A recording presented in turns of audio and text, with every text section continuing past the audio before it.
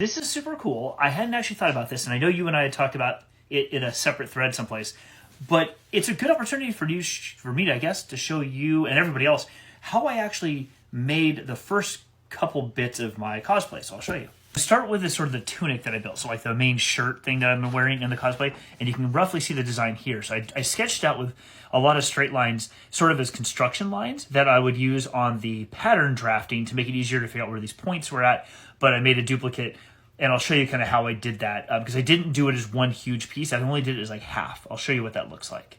I also did something very similar for the sort of like straps you usually see with the Jedi tunics, but instead for this, my phone's rocking, sorry, I didn't want to do it as the two independent straps, because in the current kit that I have, those things are always sliding off and falling down. So instead, I wanted to make this Y shape so that when a belt is on in the middle, it looks like the two pieces just come together and overlap each other here at the bottom.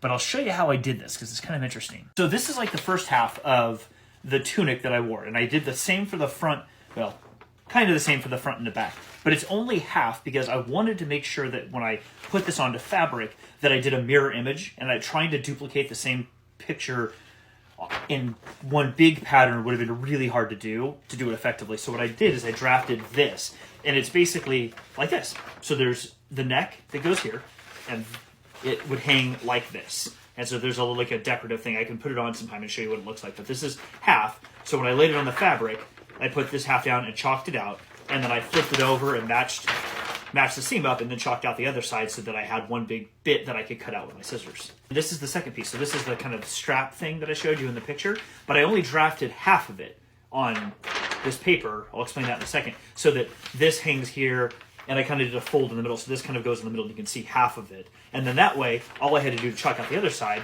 was to fold this part in half and flip it over and chalk out on the fabric just this piece right here. So what I end up with is a Y like this, and then in the middle, I sewed it and created a seam here. So eventually when I make a belt, you won't even notice the seam, and it looks like one sort of pattern together.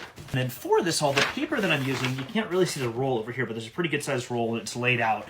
I went to the local Staples, or probably Office Depot, or whatever office supply store you have, and I bought a roll of just brown, they call it like postal wrapping paper, something to wrap packages on to go to the post office, which I don't know why I do that, but it's pretty hefty, pretty solid, and it makes a really good surface for drawing lines and then chalk marks and things like that. So yeah, this was my first experience doing it, and it was kind of cool to make them.